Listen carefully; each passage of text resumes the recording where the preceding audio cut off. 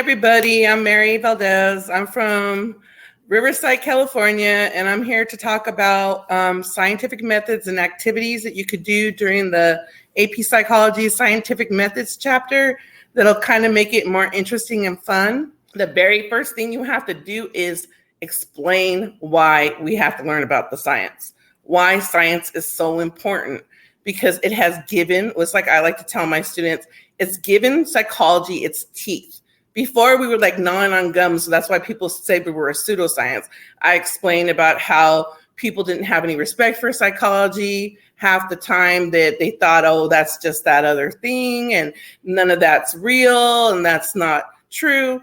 And then I talked about how with all these machines and how we started taking experiments and the way they use science to study human behavior and how it gave us our tooth to prove theories, that it made it a little bit easier for the kids to understand the necessity of having science being part of psychology.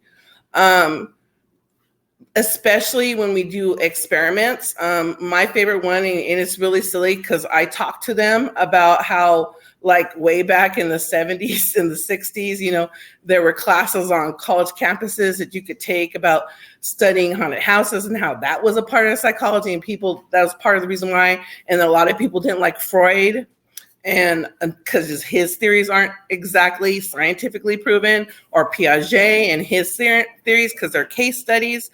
But we show in this particular unit, we show the importance of how science and how we use all the different methods of studying that science used to study the topic to prove the theories true, even the case studies with Freud and Piaget. So we're going to talk about a few hands-on activities.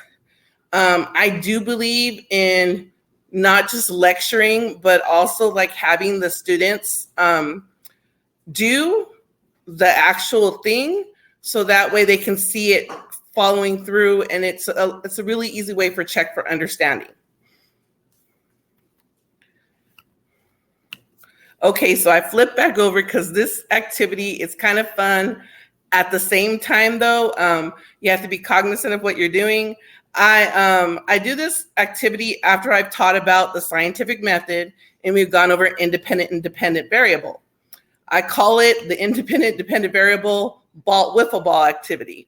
And I got it out of when I first started teaching psych. I was teaching basic psych, and I got it out of this really, really old textbook. It was one of the little side notes of things that it said a teacher could do. And I think I probably would have missed it if I hadn't been reading the book. And it talked about a ball. And how easy it was to demonstrate something about independent and dependent variable. You have a manipulation and you have a reaction. So I went to the store and I bought about 8 or 9 wiffle balls, because if you get hit with the wiffle ball, it really doesn't hurt. And I put on the board, because this was something that was in the old textbook that I used to use, the statement. And after I had taught about independent and dependent variable, I told the kids, I go, I'm gonna put a statement on the board and I need you guys to identify the independent and dependent variable. And basically the statement on the board is, does the way I throw the ball affect whether or not it gets caught? And kids who don't have a real analytical thinking type of thing mode in their head, they had a hard time trying to find cause and effect. I don't know how, it seems simple to me, but they do. So what I do is I put the statement out and I grab about 5 or 6 wiffle balls and I walk to the center. I walk to the center of my room and I'm kind of like looking around, and I ask how many kids have been play softball or baseball. And they're like, there's always about 3 or 4 kids in my room that play softball or baseball, because I was a softball player when I was in high school. And I say, you guys know the term heads up, right? And they're like, yeah, okay. So I will specifically for like 3 or 4 minutes, look a student directly in the eye and I'll say, Kevin, and I'll throw the wiffle ball to them and they catch it. And then I'll do it to 6 or 7 kids in a row. Okay. And they throw the ball back. I catch it, of course, because I was a catcher.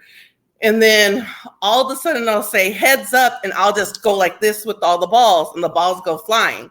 Now, and they go flying because, you know, there's no control in my throwing of the ball. But I always, you know, settle that with a heads up type of thing. And then the kids all start laughing because they're like, it wakes them up, half of them, because science can be kind of dry. And all of a sudden they're all paying attention. And then I say, okay, can anybody tell me? And I point back at the board.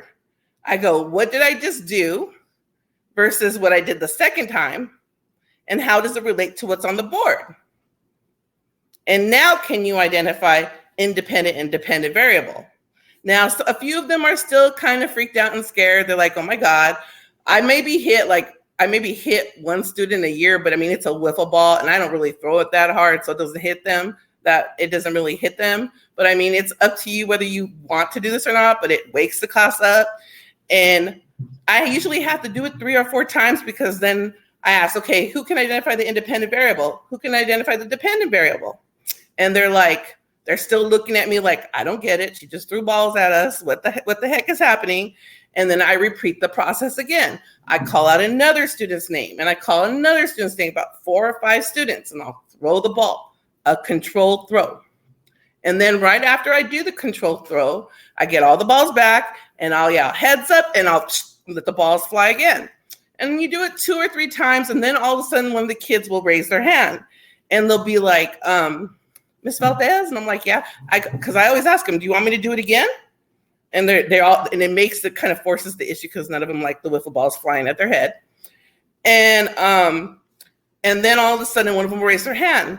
I said, can you identify one, either the independent or the dependent variable? And then I review again what we had just gone over, which was the content, the manipulation, and the reaction. I said, look at the statement on the board. Does the way I throw the ball affect whether or not it gets caught? Identify the independent and then identify the dependent variable. Most of them right away will get the dependent, like the caught, after about 2 or 3 times. Then the other time, and then the manipulation, okay, then I say again, what's the difference between the 2 types of throws? And then 2 kids will go, well, one's controlled and one's like all over the place. Okay, so what is the independent variable? And then it clicks and it turns on. It's a really easy, fun way to do it. And right after we do this, we go back to checking for understanding, and I'll give them a handout. I didn't apply it here, but it's most of us have access to handouts about independent and dependent variable, and it makes it a little bit easier. And then the next morning when they come, I always tell them, I go, so does everybody remember independent variable? And then I go, do you want me to go get the balls? And they all know, no. And then I put in there able to identify. And it's just a fun way to wake the class up, to do something lively, and to teach the kids independent, dependent variable. But like I said, you have to know the school you're at, the students you're working with, and understand that they understand that you're not intentionally hitting anybody. I rarely hit anybody. The balls fly and they hit the ceiling before they hit anybody else. I try to kind of aim up. But the kids duck, but it's pretty fun and everybody's laughing, and it kind of forces the issue. And that's the first activity that relates to the scientific method. And then we have my naturalistic observation activity, which is another type of way to study human behavior, which all of us know. I always make it an on-campus assignment, and I'll click back to my face so I can talk a little bit more about it. Either an observation during lunch, school activity, a football game, and they're just supposed to take out a paper and list 25 observations. And I specifically tell them human behaviors. I demonstrate and I talk about what are the boys doing? What are the girls doing? What do you notice about certain people? Just write 25 observations down. Okay. But not if people ask, what are you doing? Oh, I'm just doing homework. It's nothing. Don't let anybody know what you're doing. I specifically tell them this because if they tell their friends what they're doing, people start to act different and they're not being natural, which is the whole point of a naturalistic observation. Now, I will tell you this. I've been doing this same type of activity for the last 14 years. And only one time would I say that it got me in trouble, but I was able to cover it up. Make sure that you tell the students they're only allowed to write notes about other students and not about adults. You know, like the campos or the campus police or the admin. Because I had one incident where they wrote something about somebody and was like, no, this is not allowed. We did not write this down. Because after they gather all 25 of their observations, and I give them, because most of them are doing other assignments, so I give them about a week to do all this stuff, and then they have to come in on Friday with 25 observations. And what I do is, hold on. I set up my classroom. Like I have whiteboards all over my classroom. You don't necessarily have to do the same thing. I don't know if any of you have seen that big paper, of sticky note paper that you can just write on and stick it to the wall. You make big old things. And what I do is I label. I have 6 boards. So I'll put girls, and then I'll put boys, and I'll like an underline. And then I'll put freshmen, and then I'll put sophomore, I'll put juniors, I'll put seniors, I'll put athletes. I put various categories, right? And I leave it blank underneath. And then as each student is walking in, I give each of them an expo marker. And I say, you know, your 25 observations that you guys had to do. They're like, yeah. And I'm like, take them and start writing one under each category. Write them wherever they fit. And I put all the categories across the way. And over the last 14 or 15 years, the stuff that they write tends to be the same because all teenagers act the same. I always emphasize, no, nothing inappropriate. Like I said, the different categories, boys, girls, athletes, cliques, couples, like just different behaviors that you see. And then it usually takes about 20 minutes for everybody to write their stuff down.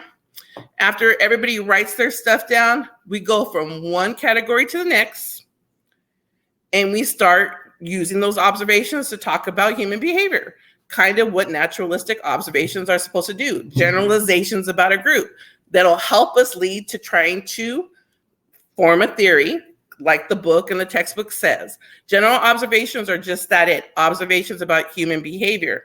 They don't apply to everybody, but they're general truths. And that's pretty much what I do. And by the end of the activity, all of the kids understand what a naturalistic observation is and how it works. And as I said, there's a list here. And after we're done, we check back for understanding and everything's cool. So we've gone over independent and dependent variable with the ball activity. Then we've gone over naturalistic observation. And finally, let's see, I got one more activity. Hold on just a second. Actually 2, sorry, I was off. I call this the partner experiment. As I'm going through, and I'll go back to the slides so you guys could read it. As I'm going through all of the science chapter, and we go from day to day, and we do lecture, activity, and so on and so forth. I try to alternate all the stuff we do group stuff. And I give the kids an assignment, what I call a partner experiment. I give them the option, you can work by yourself or you can work with a partner, okay? And it can be done on or off campus. If you do it on campus, you can get you have to get permission, like if you want to do something during lunch or in the hallway, you make sure the campos or admin you got permission. I've had students actually do some of their experiments in teachers' classrooms because they got the teachers in on it, which was pretty funny. And I give them this experimental template handout that they have to fill out. Okay, hold on just a second so you can see it. I'm waiting for it to come up. Okay. And if you know, and I got this really great handout at a training, and it was quite a few years ago. I don't even remember who gave it to me. There's the hypothesis then it goes over subject and population. The kids also have to identify who they're experimenting on, and then who is the control group that they're comparing themselves to. What is their experiment? Is it an independent variable? What is the manipulation? And what is the reaction to the manipulation, the dependent variable? And then they have to write down their findings, okay? And then I also, which I really liked about this thing, was that it talks about experimenter bias, which we cover in class 2. It also talks about what confounding variable, and not everybody covers confounding variables on it, but I think it's important so the kids know that about the variable that can throw an experiment off. And then it also covers ethics. So it covers a whole range of scientific activity. And it's a pretty interesting project to do. The kids have had a lot of fun with it, and they're like, well, Miss Valdez, what kind of experiment can we do? And I said, I'll give you a plain example. And someone does this every year, and it's so hilarious. They go out during lunch. And I said, you guys, have you ever seen someone in the last couple of years that you've been at school just go out at lunch and stare up? And then other people start walking by and staring up too. And they're not really looking at anything. They're just looking up because monkey see, monkey do. I said, or you do the violating a bubble experiment, or changing the color of your hair, or not talking to somebody for a whole day and see how people react to it. You have a manipulation, and then you have a reaction. I've had students go into teachers' classrooms, and the teachers let them switch all the way the desks were. I've had students actually get really dressed up, walk through classrooms and act like they're writing down information, and then record. What they're doing is recording the reactions of the students in the room to them being in there, all dressed up like they're professional. I've had various things. In fact, I've even had students mess with their little brothers and sisters. And I always tell them about how that is unethical, and we cover the ethics in it. So that is something that you can do, and the kids tend to have a lot of fun. I pretty much, the day after we go over experimentation, that's when I assign the assignment, because they don't have to finish it and have it done until the end of the scientific unit. And I usually take anywhere between about 2 or 3 weeks on science, because it's such a big part of the test. So that they have a lot of fun with it. Oh, and I also give them the option that if they want to videotape it, they could do that too. I mean, obviously they need permissions, but that's an extra credit option that they can have. And I actually had a student who went to, I think it was Subway or Panda Express, and all he did was hold the door open for people as they were walking in and out, and the other student was recording it, and they were just recording the reactions to people, him holding the door open. And it was it was pretty funny, and I had to watch it for like 5 minutes, but it's hilarious, and they like it. They like to see all the different things. And then when they have to fill out that sheet, it breaks down experiment once again. And us being teachers, we know how big experimentation is on the AP exam for psych. So that is another way of having the kids have fun.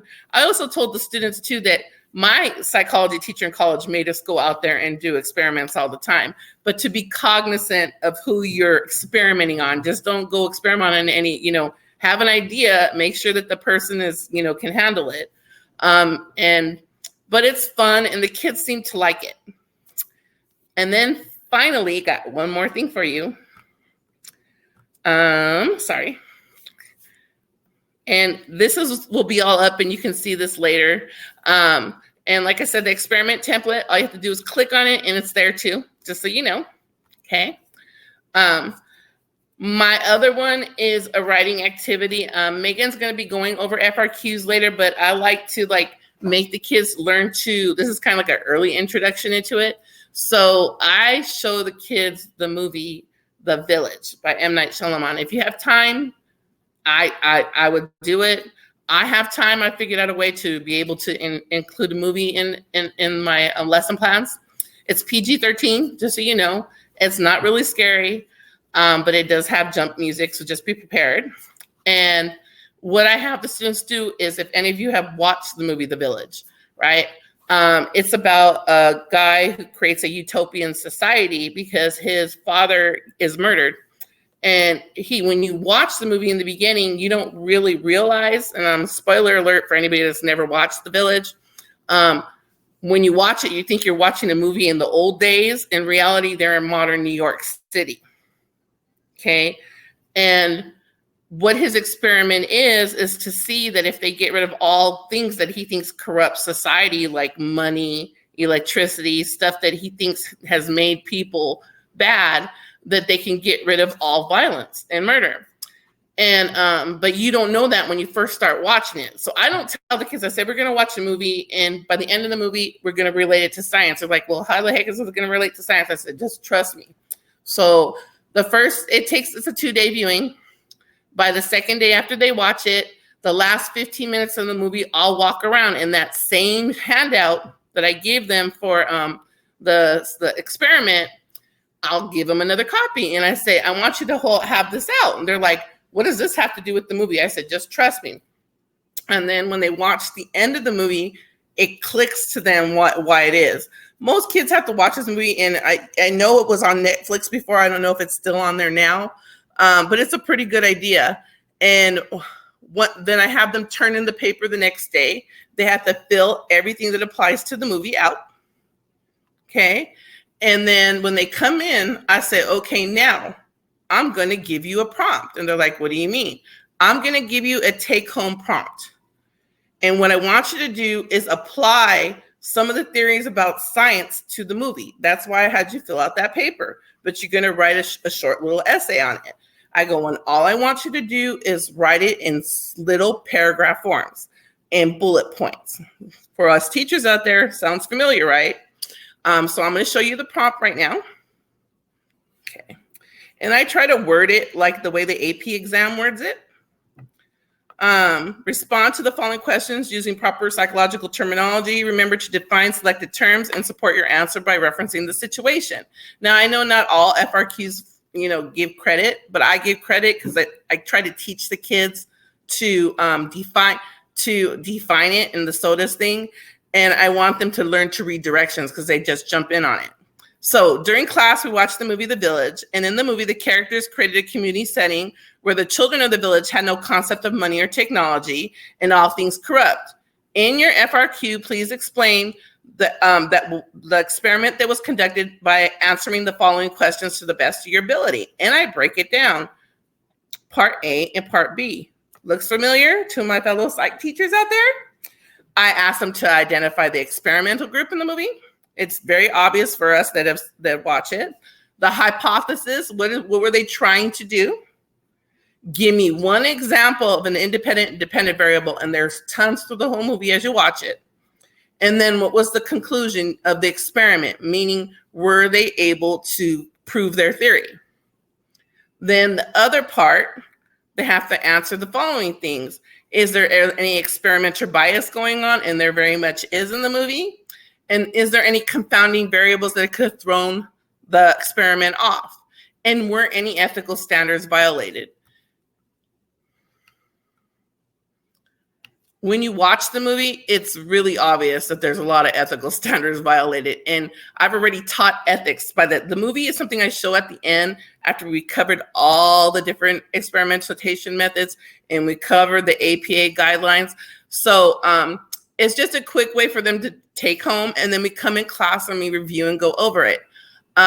These are just three or four of the activities I do. The kids seem to like it. It's kind of funny because we also talk about how the director himself in the movie manipulates them when they're watching it, because there's actually a scene in the movie that you're taught when you watch the movie that the kids are taught that the kids in the movie, the characters in the movie are taught that the color red is bad and the color yellow is good. You continually hear it. And there's an incident towards the end of the movie, right? Where a girl, the main character, is standing in a sea of red. And you hear the kids go, oh, they all go, she's in the bad color. And they basically got messed with. So like I said, these are just a few of the activities you could do. Like I said, I've copied and pasted, but the main thing is you teach your content, you assign an activity, and apply it so it becomes relevant. So every time I give them some type of fun activity, I always follow it with a check for understanding. And then at the end of everything, we have our exam. And by the time we have our exam, I've found out, because of all these little activities I've done with them, that the scientific method is pretty much ingrained into their head. And yeah, that's pretty much, and it works, and it seems to work well, and we have fun. So plus it's always fun to hear the kids scream when the music scares them. That's pretty much the end of the thing. Don't forget, at Think Fiveable, we have our Twitter, we have our Instagram, and we have our YouTube. And I hope I've given some of you some activities that you can do. If you were doing some of them already, kudos, that's great. I'm about to leave and go out tonight to go watch Queen Nation. So I'm pretty happy because I get to go Freddie Mercury and go have fun. And then I'll see you all again next week.